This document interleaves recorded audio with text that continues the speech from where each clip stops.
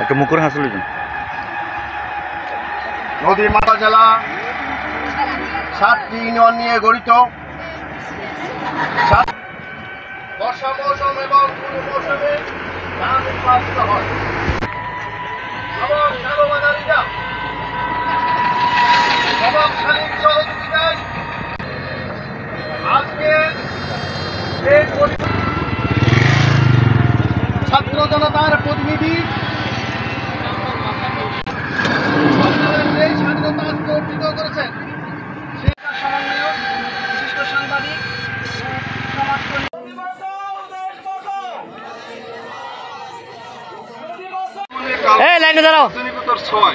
কিন্তু সেই ঐতিহ্যটা হারিয়ে বসেছে। এখন নদী নাই বলতেই চলে। দখলদার ক্ষমতাদার ব্যক্তিদের কারণে নদীগুলা দখল হয়ে যাচ্ছে, নদী দূষণ হচ্ছে। মানে অপরিকল্পিতভাবে নদীর ধারে, নদীর পাশে, নদীর উপরে শিল্প কারখানা তৈরি করছে, যার বজ্রগুলা, যার রাসায়নিক পদার্থগুলা নদীতে ফেলার কারণে নদীর পানিটা দূষিত হচ্ছে। নদীর পানিটা দূষিত হওয়ার কারণে নদীটা নষ্ট হয়ে যাচ্ছে, বসবাসের অযোগ্য হয়ে যাচ্ছে। যেই নদী থেকে আমার জানা মতে পেকুয়া উপজেলাতে প্রায় 5100 নিবন্ধিত জেলে আছে, কিন্তু এই 5100 জেলের মানে কি বলে যে তার পরিবারের যে ইনকামের যে আয় এই নদী থেকেই কিন্তু আসে।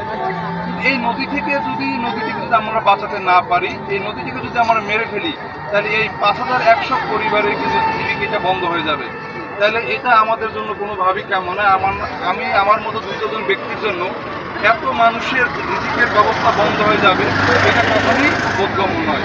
আমরা সবাই সচেতন। সৃষ্টিকর্তা মহান রব্বুল আলামিনের একটি নদীমাতৃক দেশ, কালের মতো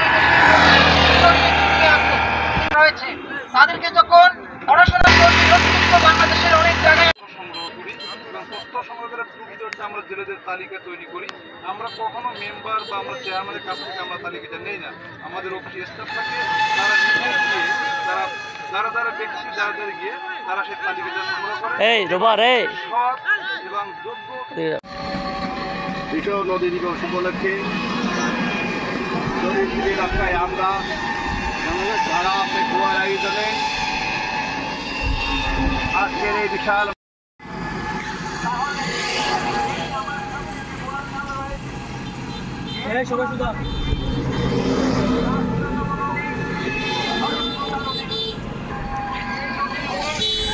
আমাদের অধিকাংশ মানুষ নদীর পানি দিয়ে লবণ সার এবং দিয়ে আমরা মিষ্টি পানি আটকিয়ে রেখে আমাদের বিভিন্ন চাষাবাদ করা হতো। কিন্তু আপনারা যদি আমাদের সঙ্গে এখানে বিভিন্ন স্থাপনা গড়ে উঠছে নদীর মাঝখানে, নদীর পাড়ে। নদী কারো জায়গা না, নদী জনগণের। নদী আমাদের অস্তিত্ব রাখার একটি ওয়ে। সুতরাং আর কোন নদী আমরা দখল হতে দেব না। যে সমস্ত নদী দখল হয়ে গেছে সেগুলো আমরা আগের অবস্থায় ফিরিয়ে আনার জন্য বিশেষভাবে দাবি রাখছি। আজকে আমাদের মাঝে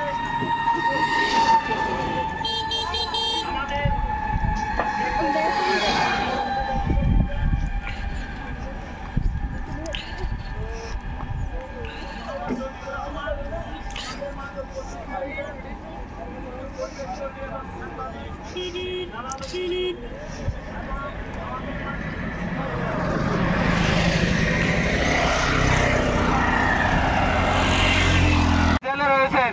এই নদী দখলের ফলে আমাদের জেলে ভাইয়েরা মাছ সংগ্রহ করতে পারতেছে না।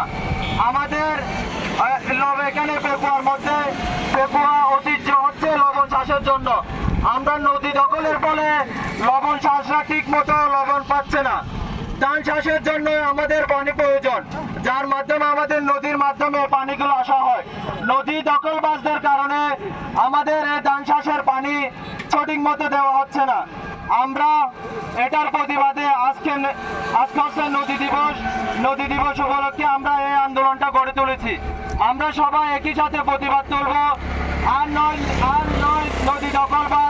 এবং নদীকে আমরা প্রতিরক্ষা করব।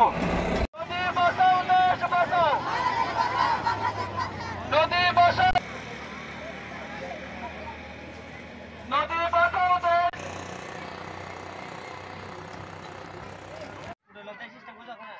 হ্যাঁ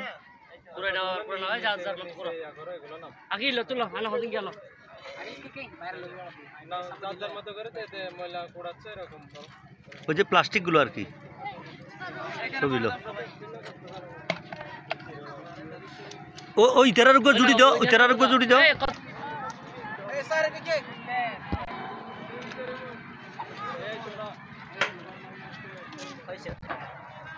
এই বাবা এই জাহেদ জাহেদ জাহেদ